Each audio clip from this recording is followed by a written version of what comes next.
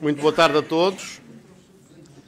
Quero começar por agradecer o convite do Conselho Distrital de Lisboa para vir aqui intervir neste colóquio, fazendo na pessoa do seu ilustre Presidente, nosso colega Vasco Correia, e na pessoa da vogal secretária, que faz o favor de ser minha filha, já há uma série de tempo, nem digo quando, Rita Garcia Pereira.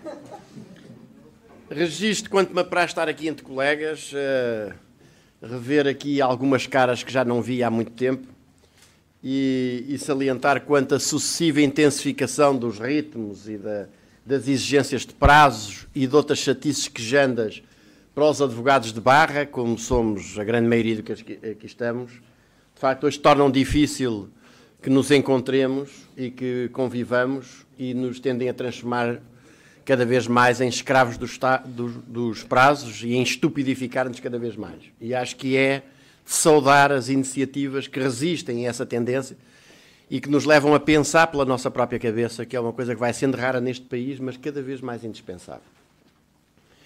Depois, eu queria realçar também algumas questões prévias. A primeira é de que eu partilho o entendimento que o meu querido amigo, e aqui a ser julgado à revelia, professor Monteiro Fernandes, tem sobre o fraco papel que o direito, e em particular o direito do trabalho, pode ter na alteração das grandes realidades sociais e económicas. O direito tem um papel a desempenhar, pode ter um papel acelerador ou de travão, mas não mais do que isso. E muitas das soluções legislativas que tentam ser impostas são sob a capa de que se publica no Diário da República isto ou aquele outro e que logo a realidade se conforma com essa publicação. E não é de todo assim. E não é assim em geral e não é de uma forma particular no domínio das relações de trabalho.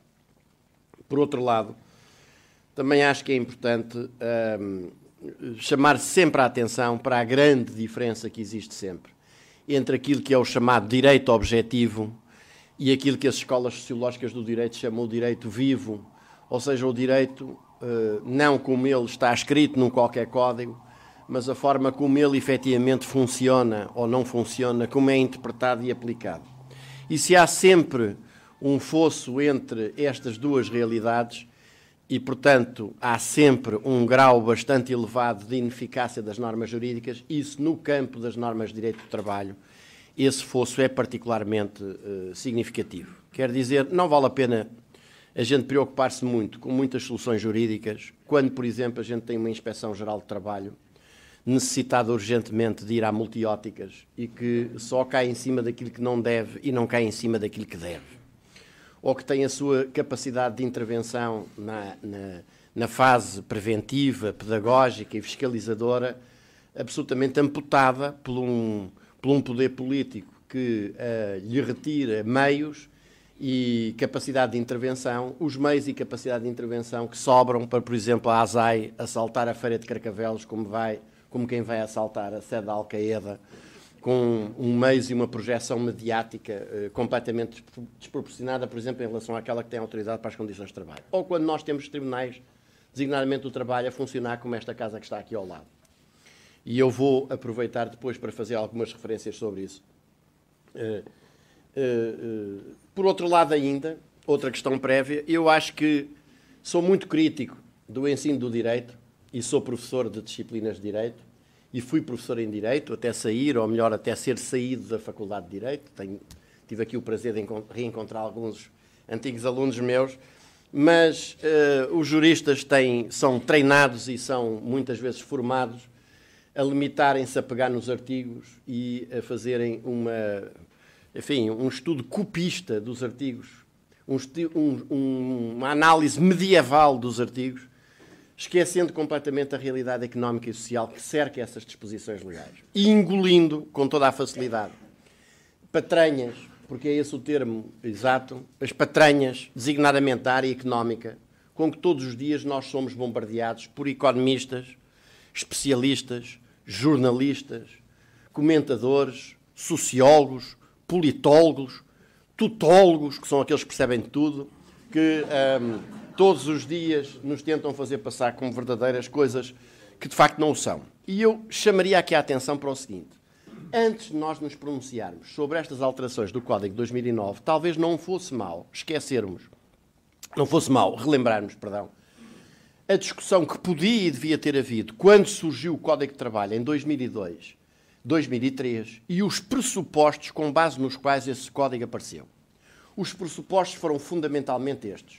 Portugal é um país que tem uma legislação laboral mais rígida da Europa, se não do mundo ou até mesmo do sistema solar, e tem uma baixa produtividade na sua economia em virtude dessa excessiva rigidez da legislação laboral. Portanto, morte ao direito do trabalho, desmantele-se o direito do trabalho, porque quanto mais se desmantelar o direito do trabalho, maior será o índice de produtividade da nossa economia. Bom, esta argumentação, que foi a argumentação que digamos, cercou a apresentação do Código de 2003, é completamente falsa.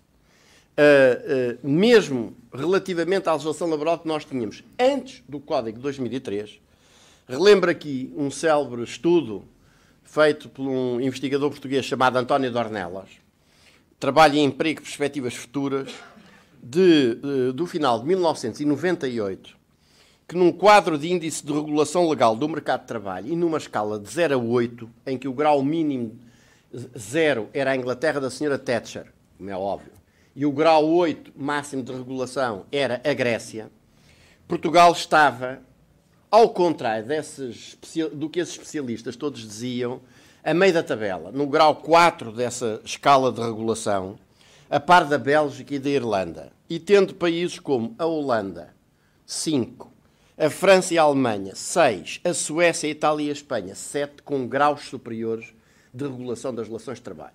Mais, algum tempo depois, por encomenda da própria União Europeia, mais concretamente da Comissão Europeia, um dos maiores especialistas europeus em direito social e do trabalho, um senhor chamado Colin Crouch, publicou um estudo que definia no quadro das relações industriais na União Europeia os países definia e classificava os países em função dos padrões laborais.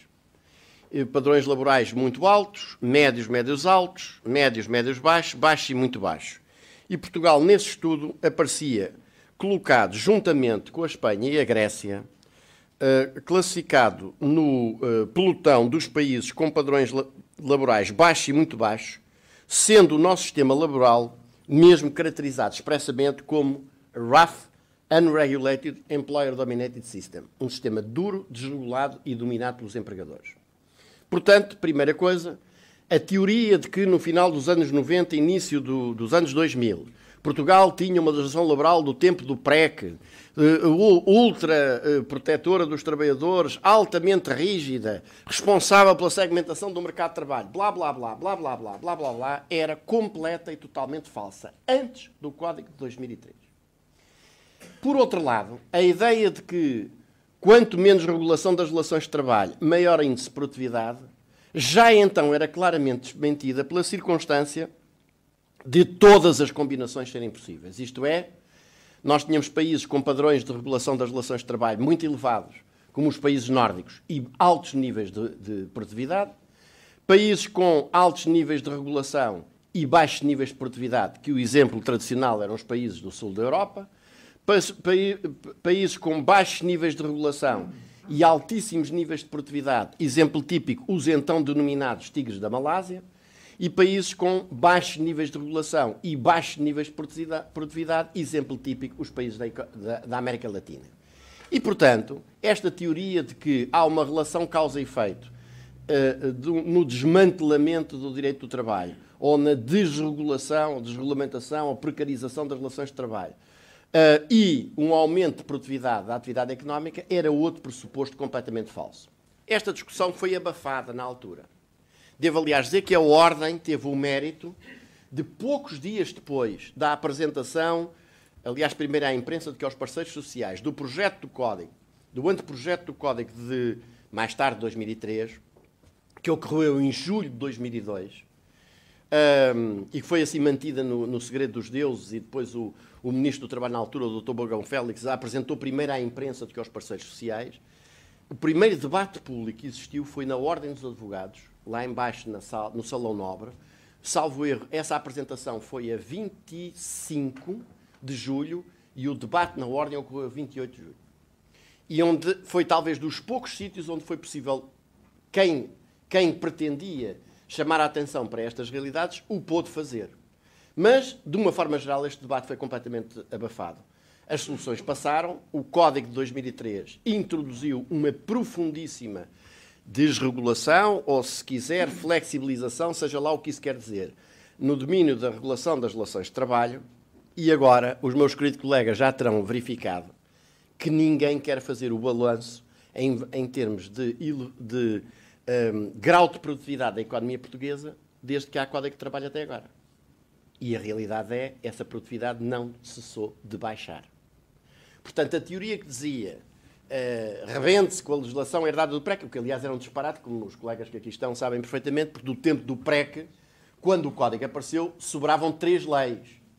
2 completamente inócuas, a Lei das Associações Sindicais e a Lei das Associações Patronais, 85B, 85C, salvo erro 75, e depois uma lei, porventura muito mais do agrado dos patrões e dos governos do que dos trabalhadores, que é a Lei da Requisição Civil. Não sobrava mais nenhuma. Portanto, a verdade é que não se fez esse balanço. E nós chegamos agora, digamos, sem essa discussão que era muito útil para podermos analisar estas matérias. Última questão ainda. Em meu entender, parece-me que algumas destas soluções são manifestamente inconstitucionais.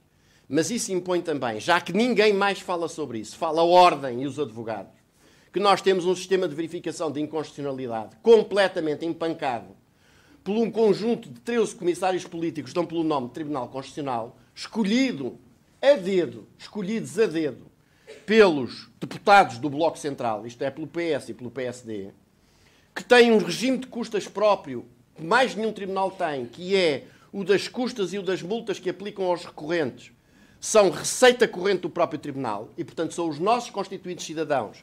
Quando o Tribunal Constitucional produz a 100ª decisão sumária do mês, a dizer que a besta do advogado não identificou com suficiente concisão e precisão a exata vertente normativa em que aquela lei contraria um preceito ou um princípio constitucional, são essas custas e multas que pagam os BMWs em que os senhores juízes do Tribunal Constitucional se passeiam. E, portanto, isto tem de ser dito com toda a clareza, porque o Tribunal Constitucional tem chancelado nos últimos tempos as coisas mais inominavelmente anticonstitucionais, sob argumentos que, digamos, que fazem lembrar cada vez mais proximamente os argumentos da Europa Central nos anos 30. A célebre teoria de que os fins justificam os meios. O acórdão, para não ir a questões laborais, eu acho que a retirada do subsídio de férias e de Natal é um roubo inconstitucional, violentador dos princípios da certeza e da segurança jurídicas. Ninguém pensa em mexer nos contratos de direito público, que são as parcerias público-privadas, porque alta aí não se toca, porque são contratos. Mas quando é contratos de trabalhadores, aí pode-se tocar à vontade, ir lá tocar num elemento essencial para a subsistência dos trabalhadores, que são a retribuição. Mas sem sequer falar nisso, chama a atenção, e os colegas conhecem seguramente isso, aqueles inefáveis acórdãos do Tribunal Constitucional em que, a propósito da constitucionalidade das leis fiscais, onde a Constituição diz que as leis fiscais não podem ser retroativas, o Tribunal Constitucional diz, está bem, a Constituição diz isso, mas podem ser, desde que seja para, enfim, para finalidades muito importantes, como seja o combate ao déficit. E, portanto, vale tudo, inclusivamente, tirar olhos. E, portanto, nós temos hoje inviabilizada, ou praticamente inviabilizada, e é preciso denunciar isto, porque eu acho que nós temos um Tribunal Constitucional cujo destino só pode ser o mesmo do Sr. Bruno Paixão, por acontecimentos que são. Passando adiante. É um facto público e notório, nem sequer carece de prova. Não? E eu acho que as soluções que se desenham neste Código, de facto, não vão resolver problema nenhum e antes os vão agravar. Por isso, a minha comunicação, se tivesse de ter um título, era Código de Trabalho, uma lei em desconstrução? Não. O Código de Trabalho, uma lei de um país em desconstrução. E creio que é importante que a gente tenha presente, porque a razão de ser destas medidas, como aliás já foi assinalado, quer pelo Dr. Monteiro Fernandes, quer mesmo pelo Dr. Sapateiro, estas alterações às leis laborais têm sido apresentadas tendo como justificação a necessidade do aumento da produtividade da nossa economia e a necessidade de fazer face a uma situação de crise aguda e de recessão galopante. Ora, eu acho que, antes da gente começar a discutir essas soluções, vale a pena que também os juristas A economia é, parafraseando uma frase célebre, a economia é uma questão demasiado séria para ser deixada aos economistas. E, portanto, todos nós não só temos o direito, como temos o dever de refletirmos sobre isso. Nós somos um país que, neste momento, não tem praticamente agricultura, isto é, não tem setor primário da atividade económica, não tem praticamente indústria, mesmo aquelas onde nós fomos dos melhores do mundo, chama a atenção para a metalurgia, metalomecânica, média e ligeira, e a indústria de construção e reparação naval, e lá vão os taleiros navais de Viana do Castelo também. Não temos minas, não temos pescas, apesar de termos a maior zona económica exclusiva de toda a União Europeia. Sermos, salvo erro, o terceiro consumidor mundial de peixe no mundo. 2/3 do pescado que comemos é importado de Espanha. E pescado aonde? Exatamente nas águas da nossa zona económica exclusiva. E temos um setor terciário que é fundamentalmente, estou a falar em tendências, obviamente que há exceções, conhecemos algumas e essas exceções devem ser prezadas e salientadas, mas são exceções. Estou a falar do quadro geral da situação. Nós temos um setor terciário, de uma forma geral, ou em grande parte, de baixa qualificação. E, portanto, se quiserem, os call centers e companhia, onde estão a cair os poucos jovens licenciados que, apesar de tudo, ainda arranjam alguma ocupação profissional. Ora, por outro lado, dos processos produtivos que nós temos, a grande maioria deles, ou de uma forma geral, a sua grande maioria são processos produtivos de baixa incorporação tecnológica, que não arrancaram daquele modelo de relações industriais que fez o sucesso dos nossos setores tradicionais da economia nos anos 60 e em parte dos anos 70, mas que implodiram completamente na época da chamada globalização. Ou seja, no vestuário e no calçado. Um processo produtivo taylorista, assente na lógica do trabalho intensivo, pouco qualificado e baratinho. E, portanto, em que os nossos produtos, por exemplo, os nossos sapatos, se impunham nos mercados internacionais, fundamentalmente no mercado europeu, porque, por exemplo, comparado com os italianos, eram sapatos, produtos finais de acentuada qualidade, porque, de facto, os trabalhadores portugueses são do melhor que há no mundo, e altamente competitivos, porque, dada a miséria de salários que aqui se pagavam, com preços finais muito competitivos. Bom, a partir do momento em que esses produtos, esses processos produtivos não se alteraram, continuaram com baixíssima incorporação tecnológica, a viver deste modelo, e tiveram que passar a lidar com a concorrência de produtos oriundos de economias onde há trabalhadores que ganham $1 por dia, se tanto, é evidente que este modelo implodiu todo. E todas as empresas desses setores tradicionais, dos têxteis, do calçado, que não se adaptaram aos novos tempos, que não investiram na nova maquinaria, no trabalho qualificado, ou seja, nos fatores de competitividade do século XXI, incorporação tecnológica, qualificação do trabalho, excelência da gestão, capacidade de inovação, todas as empresas não seguiram por este caminho, rebentaram todas umas atrás das outras. Nós temos um país que, do ponto de vista das relações de trabalho, se caracteriza muito sumariamente, direi assim, salário mínimo nacional, Portugal 485 euros, Espanha 748, Reino Unido 1035, França 1377, Irlanda 1653. Desempregados que temos neste momento. Nós temos, reportado ao último trimestre de 2011, nós não temos 700 mil desempregados. É falso, é mentira. Temos mais de 1.200.000. Porque, pela primeira vez, o Instituto Nacional de Estatística disse com toda a clareza quais eram as várias componentes das estatísticas dos desempregados. E, portanto, tínhamos lá 770 mil desempregados, TUCUR, depois mais uma coisa chamada inativos disponíveis, que são os trabalhadores que, embora estando desempregados, não se inscreveram nos centros de emprego porque não têm a menor esperança de voltar ao mercado de trabalho, pela idade, pela baixa qualificação, etc, etc. Depois temos mais 83 mil, os chamados inativos desencorajados, que são aqueles que se chegaram a inscrever uma vez ou duas, mas que depois, perante a situação com que se viram confrontados, não se inscreveram mais. E, portanto, ou desapareceram, ou então foram abrangidos por um daqueles apagões que, sobretudo nos últimos tempos da governação anterior, a meados do último mês do trimestre, faziam desaparecer das estatísticas dos desempregados 40 ou 50 mil pessoas numa noite, e diminuindo as estatísticas oficiais, e estas pessoas não iam lá renovar a inscrição, porque não tinham nenhuma expressão, não tinham nenhuma esperança, e finalmente 187 mil daquilo que se chama subemprego visível. O subemprego visível é uma expressão eufemística, caros colegas, que se destina a disfarçar o desemprego. O trabalhador está desempregado, foi chamado para um curso de formação de como plantar caracóis em 5 lições sem mestre. Salta fora.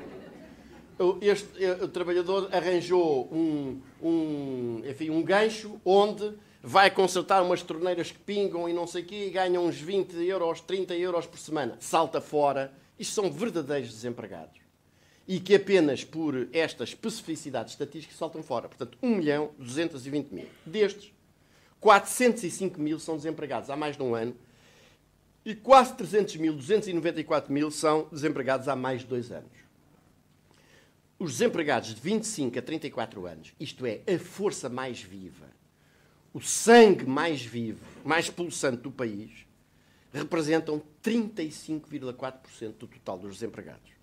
Portanto, destes desempregados, dos oficiais, um número que se estima que andará perto dos 70.000, o número oficial é 66.000, mas o número oficial merece reservas que não posso pronunciar aqui, enfim, para não perder tempo, mas mesmo dando por assento, há 66.000 jovens licenciados que não encontram ocupação nenhuma, nem sequer a repor os carapaus nos supermercados do continente ou a dizer os números sorteados da lotaria nos call centers da PT a 500 euros por mês. Quanto aos custos do fator trabalho, de acordo com dados acabados de revelar pelo Eurostat, o custo hora em 2011, isto é muito importante, porque estas medidas são tomadas a dizer nós temos um custo hora do trabalho excessivo. E, portanto, é preciso cortar. Corta-se um trabalho extraordinário, corta-se nisto, corta-se naquele outro, que é para baixar o custo hora. Bom, o custo hora da União Europeia a 27 é de 23,10 euros. Na Bélgica são 39,30 euros. Na Alemanha, 30,10 euros. Na Espanha, 20,60. Portugal, 12 euros.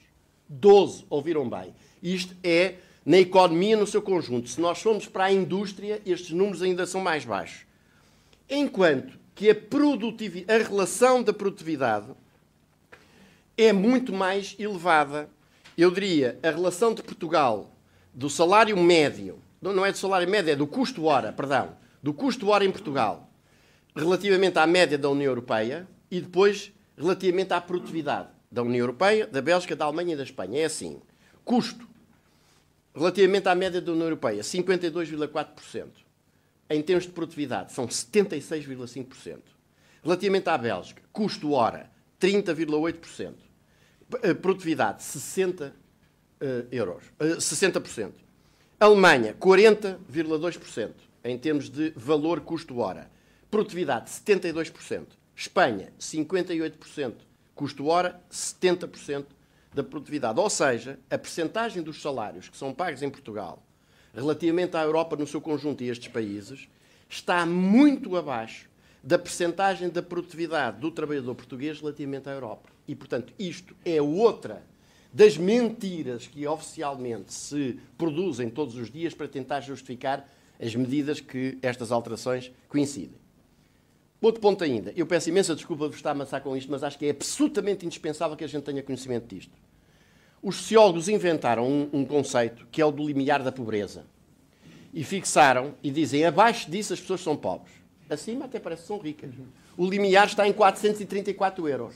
Portanto, um desgraçado, um cidadão português que ganha 435 euros, está acima do limiar da pobreza, não é pobre. Mas tendo presente isto, nós temos neste momento 25,3% da população abaixo do limiar mínimo da pobreza. Só somos ultrapassados na Europa pela Roménia. Destes, 1.600.000 são reformados, pensionistas e idosos. Mas há aqui uma estatística muito interessante que revela que entre 2009 e 2010, os pobres, isto é, as pessoas que ganham menos de 434 euros por mês, aumentaram em 12%. Aumentaram em 124.000 pessoas. Trabalhadores que recebem um salário, mas o salário é de tal maneira miserável que eles ficam abaixo do limiar de pobreza. Numa situação destas, em que o desemprego atinge esta dimensão, a pobreza atinge esta dimensão, um país que não produz nada é um país permanentemente endividado. Um país que reserva a maior parte dos seus recursos para pagar uma dívida que não foi o povo português que contraiu e pagar juros completamente exorbitantes e usurários, não tem dinheiro para fazer mais nada. e a diminuição dos chamados estabilizadores automáticos sociais de 2010 para 2012. Eu não vou definir item a item, porque perderia muito tempo, mas direi que, em termos reais, ascende de 2010 para cá, para 2012, a menos 19,8%. Isto é, numa altura em que o desemprego galopa desta maneira, em que aumenta cada vez mais a fome e a miséria. E os colegas que tenham algumas dúvidas sobre isso, falem com as pessoas do vosso conhecimento que trabalham nas chamadas instituições particulares de solidariedade social, religiosas ou não. Falem com a Caritas, falem com a AMI, falem com a Comunidade de Vida e Paz, falem com as IPSS todas e vejam que, aliás, isto tem uma outra característica, que é, para além do aumento galopante do número de pessoas que estão a necessitar de apoio para comer ou dar de comer aos filhos, há um número crescente de pessoas de alta qualificação. Isto é, a proletarização bateu à porta. Estão lá, para além de arquitetos e engenheiros, advogados, que os últimos dados da Caritas chamam a atenção exatamente para isso. Horas de trabalho. A senhora Merkel, a versão feminina de um senhor de bigode que nos anos 30 tentou tomar conta da Europa pelas divisões Panzer, esta tenciona tomar conta da Europa pela divisão Euro, veio dizer é inadmissível que, enquanto na Alemanha se está a trabalhar, andem para aí uns energúmenos do sul da Europa a gozar férias excessivas, períodos excessivos de férias, não trabalhar, horários baixos. Bom, é preciso dizer que as horas anuais do trabalhador português, em média, são 1.734. As do trabalhador alemão são 1.659, menos 75 horas por ano. E as da média da União Europeia são 1.686, ou seja, menos 48 horas por ano. Ainda antes destas medidas, essa belague de que em Portugal se passa férias e se está de papo ao ar, enquanto noutros países do norte da Europa, designadamente na Alemanha, se trabalha muito, é outra belague completa. Depois nós temos um mercado de trabalho, e estou a terminar estas observações, que tem qualquer coisa como 750 mil contratados a termo, e um estudo recente da União Europeia confirmou uma coisa que há muito empiricamente se sabia, que era que um trabalhador contratado a termo para um determinado posto de trabalho ganha, em média, 74%. A estatística da União Europeia aponta para 73,5% de um trabalhador efetivo para desempenhar o mesmo posto de trabalho. Porquê? Porque a pessoa, estando precária, evidentemente não pia. Evidentemente aceita trabalhar em muito piores condições e com remuneração muito mais baixa do que se tiver um vínculo de natureza efetiva. Nós temos à volta de 750 mil pessoas contratadas a termo, grande parte delas, como nós bem sabemos, para preencher necessidades permanentes de trabalho. Mas para estarem em regime de período experimental e em regime de remunerações muito mais baixas durante anos a fio. E temos qualquer coisa como outros 750 mil com vínculos totalmente precários, desde os celebérrimos recibos verdes, que hoje já não são verdes, nem cor de burro quando foge, mas são eletrónicos, comissionistas, contratos ditos de formação, que são um escândalo dos tais que a Inspeção de Trabalho não vê, mas, por exemplo, que hoje consistem em contratar jovens com condições absolutamente extraordinárias, que trabalham durante 4 meses, qual formação, qual carapuça, estão num posto de trabalho. E, ao fim dos 4 meses, são objeto de avaliação do chefe. Se os chefes acharem que eles se portaram bem, então celebram um contrato de trabalho a prazo por 6 meses, para preencher um posto de trabalho permanente. E pagam. Se o chefe achar que eles não servem, vão para a rua. E trabalharam 4 meses à borla. E isto pratica-se designadamente na EDP. Essa mesmo, do Sr. Catroga. Ora, é neste quadro que eu acho que estas medidas que estão desenhadas se devem incluir. Porque estas medidas assentam essencialmente numa preocupação. Uma preocupação obsessiva do abaixamento ainda maior do custo do fator trabalho. A precarização dos contratos. Nós passámos, por exemplo, não se falou aqui, mas os contratos chamados de curta duração para a agricultura e para uma coisa chamada um evento de natureza turística, seja lá o que isto quer dizer. Isto, por exemplo, abrange todos os congressos da indústria farmacêutica, aqueles onde há grande formação científica, como nós sabemos, e que inclui, enfim, umas viagens às Maldivas e outros sítios de grande reflexão médica. Por exemplo, isto está exatamente aqui. Estão incluídos aqui também. são aumentados para 15 dias e um embaraçamento e facilitação dos despedimentos, com as novas fórmulas de cálculo do valor das indenizações. E a propósito do valor das indenizações, eu também quero dizer uma coisa.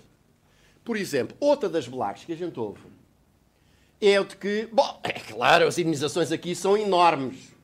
Bom, para já, com a diferença de vencimentos que eu há bocado referi, já se vê o que é que isto quer dizer. Mas há outro ponto. Por exemplo, diz-se, em Espanha, esta medida agora alinha, esta dos 20 dias por cada ano, com um máximo de 12 meses, alinha-nos com os outros países civilizados, porque isto aqui é uma selva, como é evidente, uma selva prequiana, isto é, que vem do tempo do prec, uma selva prequiana, e, portanto, isto alinha-nos com a Espanha. Porque em Espanha são 20 dias de retribuição por cada ano, com um máximo de 12 meses. Pois são. Mas são 20 dias de retribuição. O que significa que abrange tudo o que é retribuição. Há um acórdão do final de 2010 do Supremo Tribunal de Justiça Espanhola que considerou, coisa que significa OVNIs aqui para a casa ao lado, que até stock options se deviam integrar nesse cálculo. Portanto, nós estamos a falar de uma coisa que hoje, como os meus ilustres colegas, e eu falo com esta vivacidade e com esta franqueza, mas obviamente falo de igual para igual, nós sabemos como é que na banca, como é que a nossa querida jurisprudência ensinou à banca como é que se alterava as leis. Designadamente a matéria de remunerações é muito simples. Pega-se na retribuição do trabalhador e parte-se em 4 ou 5 parcelas. Chama-se apenas a uma delas vencimento. A outra chama-se complemento de remuneração.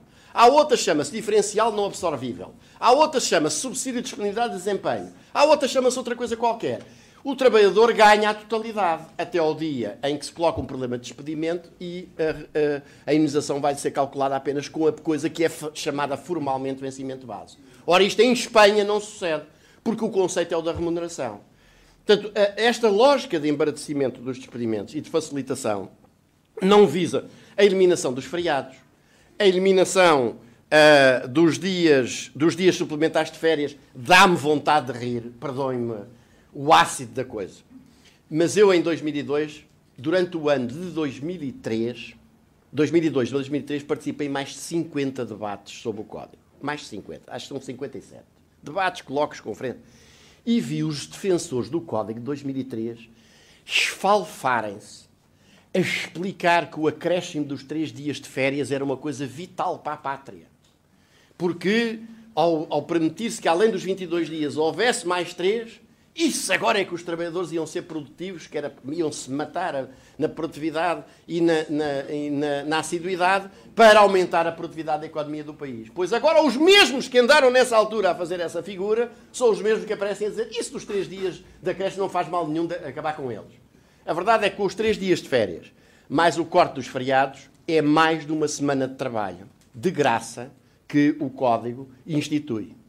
E, portanto, caiu, mercê da resistência dos trabalhadores e das suas organizações, a proposta do trabalho forçado de meia hora por dia, porque é trabalho forçado, que é assim que a Convenção da OIT o define, mas tentou-se e consagrou-se em sede de acordo assinado com o GT, tenta-se alcançar o mesmo resultado por outra via. Todas estas medidas visam o abaixamento das remunerações, significam sobretudo uma coisa: é a insistência no mesmo modelo que levou o país ao desastre em que hoje se encontra. Quer dizer, em vez de nós assistirmos a um esforço no sentido de romper com aquele modelo e, pelo contrário, apostar nos tais fatores de produtividade, num plano de desenvolvimento económico do país e assente na aposta nesses fatores, a incorporação tecnológica, na qualificação do trabalho, a escolha daqueles setores, das novas tecnologias, da construção e reparação naval, naqueles setores do nosso know-how acumulado, não. Nós estamos a insistir com este código no mesmo modelo das empresas dos têxteis e do calçado dos anos 60. O resultado, evidentemente, é a condenação de uma franja enorme da população a condições inimagináveis de miséria e o país a ficar cada vez mais fraco e mais pobre. Porque agora, como os meus ilustres colegas terão reparado, as notícias que surgem do início deste ano são as de que as receitas fiscais, afinal, baixaram. Pois, evidentemente, não podiam deixar de baixar. Só mesmo. Eu não quero ser desagradável. Mas então, se penso no Bruno Paixão, sou mesmo. Mas não quero ser desagradável. Mas Só mesmo um imbecil, mesmo com os tratados todos e os doutoramentos todos em economia, que não vê que num país que está a parar a atividade económica, há pouca que tinha, isto só pode ter um resultado, que é mais pessoas no desemprego, portanto, menos pessoas a receber salário, logo menos pessoas a pagar imposto, logo pessoas a consumirem menos e, portanto, a haver menos IVA, e, ao mesmo tempo, a necessidade de mais subsídios de desemprego, mesmo que eles vão diminuindo de dia para dia. E, portanto, o resultado é, evidentemente, é fazer a mesma figura daquele fulano que tinha muito frio em casa e que achou que a maneira de combater o frio, estava numa casa de madeira, com algumas frinjas, era aquecer, era acender a lareira e ir destruindo as paredes que eram de madeira para meter na lareira, porque assim aumentava a temperatura. Deixava de ter paredes. E depois, enfim, ficava muito espantado que afinal era mais frio e não mais calor. É esse caminho para que estas medidas estão claramente a apontar. E eu chamo a atenção agora dos colegas para que ninguém fala na manutenção de uma coisa. Por exemplo, o meu querido amigo Monteiro Fernandes chamou aqui a atenção para vários pontos interessantes do ponto de vista dos despedimentos por causas objetivas. Mas eu, para além do que ele disse, e que eu revejo-me no que ele disse, eu chamaria a atenção do seguinte: será que interessa assim tanto? Será que interessa assim tanto a gente estar a discutir muito o que é que quer dizer aquele novo conceito que agora está na lei do motivo justificativo relevante? Toda a gente está a perceber que aquilo é o que a entidade empregadora quiser. E um motivo que não seja discriminatório. É muito simples, eu digo já qual é. É o que já está aí a ser aplicado. Despedimento coletivo na Toyota é assim. Sabem como é? Avaliação de desempenho um mês antes de começar o processo. Tudo o que se quer mandar embora é mal avaliado. Como é que se indica a avaliação de desempenho efetivamente nos tribunais? Algum dos colegas sabe como é que é? Eu não sei. Nunca vi. E, portanto, o patrão acha que a pessoa... capacidade de gerir situações sob stress. Tinhas até aqui de 0 a 5, tinhas 5, agora tens 3. Como é que isso se questiona? Capacidade de integração no trabalho de equipe. Tinhas 5, agora tens 2. Como é que isso se questiona? E, portanto, esta pessoa está mal avaliada. Depois o critério relevante é, deixando de ser relevante a antiguidade, passa a ser os pior avaliados. Pronto, está encontrado. É um critério não discriminatório. E mais, até aqui havia uma jurisprudência. A jurisprudência de vez em quando tem umas coisas boas, desculpa, doutor Sabatério, em matéria laboral de vez em quando acerta. Mas que era o de considerar que requisitos subjetivos não podem ser invocados como fundamento de despedimentos por causas objetivas. E até aqui nós tínhamos o entendimento, por exemplo, se uma entidade empregadora num despedimento coletivo viesse tentar justificar daqueles 100, manda embora 40, e os 40 os são mais mal avaliados, o entendimento que havia face ao edifício legislativo vigente era o de que isto não é relevante, porque isto é um fator subjetivo a querer se meter para dentro de um despedimento alegadamente por causas objetivas. Com o novo edifício legislativo que resulta destas alterações, isto passa a ser perfeitamente admissível. E, portanto, é muito fácil criar-se esse fundamento que permite fazer as extinções do posto de trabalho ou as inadaptações com base na 17ª reestruturação do mês, que cria um novo organograma da empresa que é exatamente igual ao anterior, só que desapareceu a elipse ou quadradinho dentro do qual estava o nome daquele que a gente quer mandar embora, daquele ou daquela. Mas será que isto é muito importante discutir isto quando nós mantemos no código uma regra que diz que o trabalhador que não devolve imediatamente a indenização de antiguidade significa que aceitou o despedimento e não o pode impugnar? Estamos a brincar. Hoje, na situação de crise que se vive em Portugal, com o aperto no acesso aos critérios para a concessão do subsídio de desemprego e o tempo que ele está a levar a ser atribuído, qual é o balão de oxigénio para o trabalhador que acabou de ser mandado para a rua? Com um despedimento coletivo, por exemplo, manhoso. Foi para a rua, deixa de receber vencimento. Pediu o subsídio de desemprego, vai ter 4 indeferimentos entretanto, porque a Segurança Social é uma das coisas que está hoje a fazer, é indeferir sem fundamento nenhum, só para adiar os pagamentos. E à espera que o trabalhador morra, desista, se vá embora para outro lado qualquer. Isso também é outro ponto, é outro caso de polícia que fica para um outro colóquio, mas tem um dia de ser discutido. A forma como a Segurança Social hoje está a produzir conscientemente decisões contra a legem, unicamente para arranjar maneira de pagar menos, pagar mais tarde, etc. De que é que esta pessoa vive, entretanto? Da indemnização de antiguidade. Se lhe dizem, recebes a indemnização de antiguidade, não a devolves imediatamente, aceitas o despedimento, não o podes impugnar, quem é que impugna despedimentos? Trabalhadores ricos. Onde é que ficou o princípio da não denegação de justiça por razões de insuficiência económica ou financeira? Ficou alguns pelo caminho. Isso impressionará alguma vez o atual Tribunal Constitucional? Obviamente que não. Achará que isto é constitucionalíssimo. Que é até um espasmo, que é uma crise espasmódica constitucional, estar a levantar estes problemas. E, portanto, eu levanto aqui a vossa... Quero, sobretudo, chamar a vossa atenção para qual é o sentido último destas medidas. E o sentido último destas medidas é preciso dizer que, relativamente aos despedimentos por causas objetivas, hoje, não é com a nova alteração ao Código, é hoje, com o Código de 2009, é mais fácil fazer um despedimento em Portugal que na Alemanha. Na Alemanha, o facto da empresa não apresentar o chamado relatório social relativo às consequências económicas e sociais para os seus trabalhadores em condições é o suficiente para o despedimento não ser válido. É muito mais fácil fazer o despedimento por extinção do posto de trabalho em Portugal do que em Espanha. Portanto, não me venham com tretas de dizer que era preciso flexibilizar a legislação nesta matéria, porque não é possível despedir. É facílimo despedir por causas objetivas em Portugal.